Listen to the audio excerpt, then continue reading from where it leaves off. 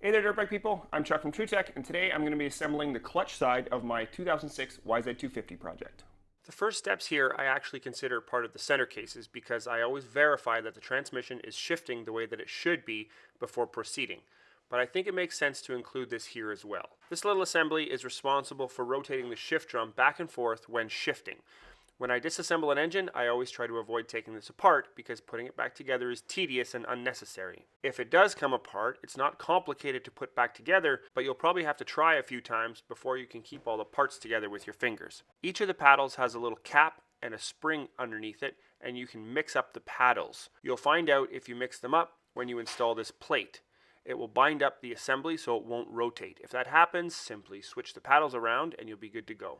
I use a little bit of blue Loctite here, and the torque on these bolts is 10 Newton meters or 7.2 foot-pounds. Don't forget this little washer here. Next we can install this little arm. There's a washer on the back side of it, and the bolt torque is 10 Newton meters or 7.2 foot-pounds. I use a little bit of blue Loctite on it. This little spring hooks into the hole on the end, and then I use a little flat screwdriver to pry it over this little nub on the case. Next comes the shift shaft. Don't forget that little washer. The arm on the shift shaft should sit down snugly over that little washer that we installed earlier, and then it's not a bad idea to put the shifter on and make sure that everything is working the way that it's supposed to. It's totally normal at this point for the shifting to be really clunky, and you may have to turn the gears like I am here in order to actually make it shift through all of the gears.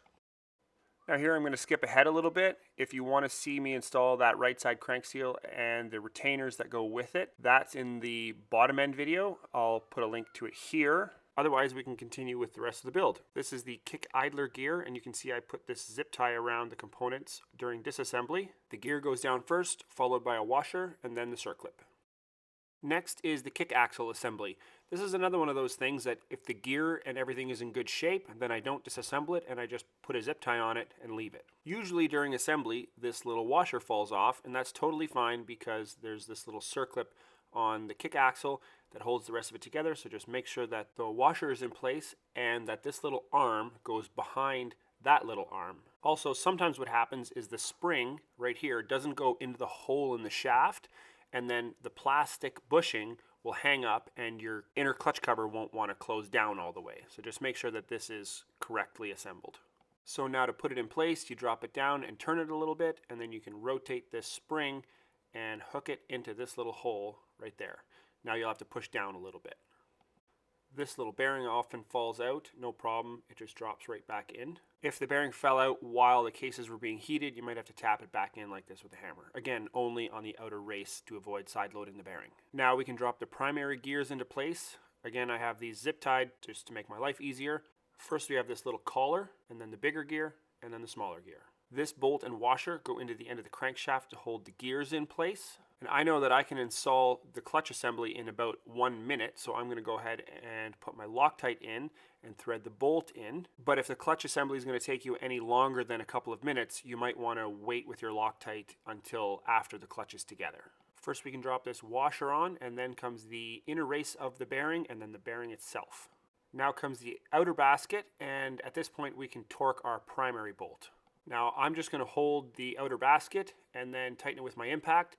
I know my impact really well. If you don't know your impact very well, then torque it to 55 Newton meters or 40 foot-pounds, and you can use a little piece of aluminum or maybe a copper penny to wedge between the gears in order to get your torque correct. Now we can drop this splined washer down, and then the inner hub can go on. Then the plates can go in, starting with a friction disc and rotating steels and frictions until you end with a friction as well. Then comes the tab washer and the nut. Now there are a couple of different ways of tightening this nut. The manual suggests using a clutch holding tool and 75 Newton meters or 54 foot-pounds. I, as you can see, just hit it with the impact a little bit. I know that this nut does not need to be super tight. Its only function is to keep that clutch assembly together, and then the tab washer is in charge of making sure that the nut doesn't let loose. Then I bend up one of the tabs with the channel locks, and we're done. Now I just noticed that at some point I put the clutch push rod in without showing you guys, and I put it in backwards. The end with the thicker portion goes down, and then you can put the hat in on top. Now I put the pressure plate on and start dropping the springs into their holes. Then a little bit of blue Loctite in each hole, and then I thread the bolts in by hand. After they're all started, then I run them down with the impact, and then I finish them by hand. If you don't tighten the bolts enough, then they come out and wear a hole in your clutch cover, and if you over tighten them, the little towers on the inner basket break off. The torque on these bolts is 10 Newton meters or 7.2 foot-pounds, but personally, I don't trust a torque wrench. I do them by hand every time. Now, before installing the inner clutch cover, we're going to need to rebuild the water pump, and to do that, we'll get this power valve governor or actuator out of the way. Ideally, I like to do this while the engine is still in the bike, but I didn't think of that, and you probably won't either, so here's an easy way to deal with that. I'm just using a rag and putting pressure on the gear on the backside. Some of them are definitely more stubborn than others, but usually with a few ugga-duggas, they come loose. More often than not, the water pump shaft won't look too pretty, but you can just stick it in a drill like this, hit it with a bit of Scotch-Brite, and it'll be looking good as new in no time.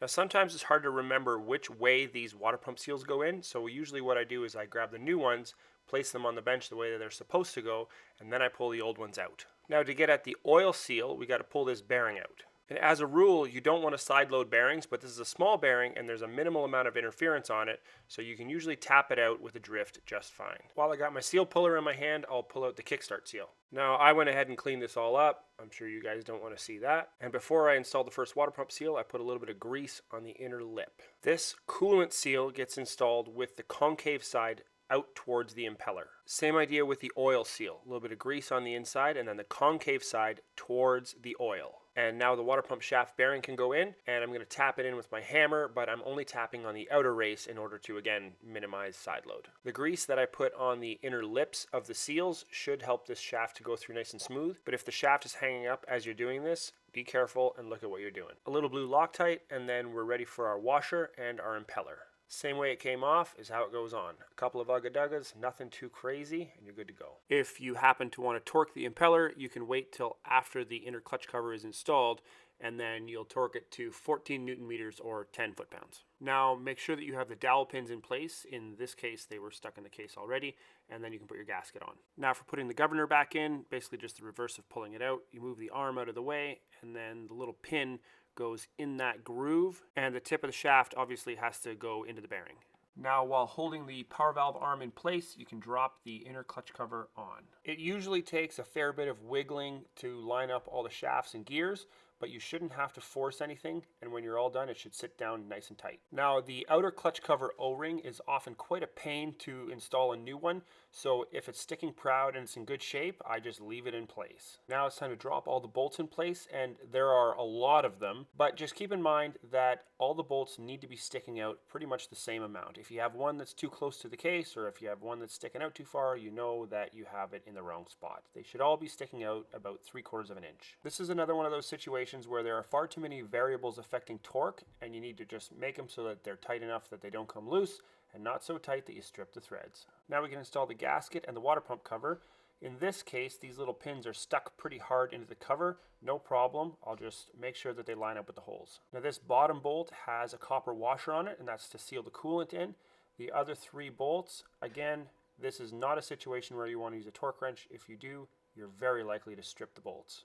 Now to hook up this power valve arm, I'm just going to remove this bolt. There's a washer behind it, and then you can hook up this arm by aligning the flat spots over the shaft, then a little bit of blue Loctite, and then the bolt can go back in. In order to tighten the bolt, Yamaha provided us this nice little hole. I'm just using a pick tool to hold it in place while I tighten it up by hand. Again, don't torque this, you'll just strip it. Then this little rubber piece can go on, and then the gasket, and then the cover, and again, these bolts are super tiny. Just tighten them up so they're nice and snug. Now, a final piece, a little grease on this kickstart seal, push it down, make sure it's flush, and we're done. If you found that this video and its counterparts added value to your motorcycle situation, I would very much appreciate a thumbs up. If you want more content like this and lots more dirt bike related stuff, go ahead, check out my channel and subscribe if you want. If you want to see what I'm doing on a more day-to-day basis, check out my Instagram page. I appreciate your time.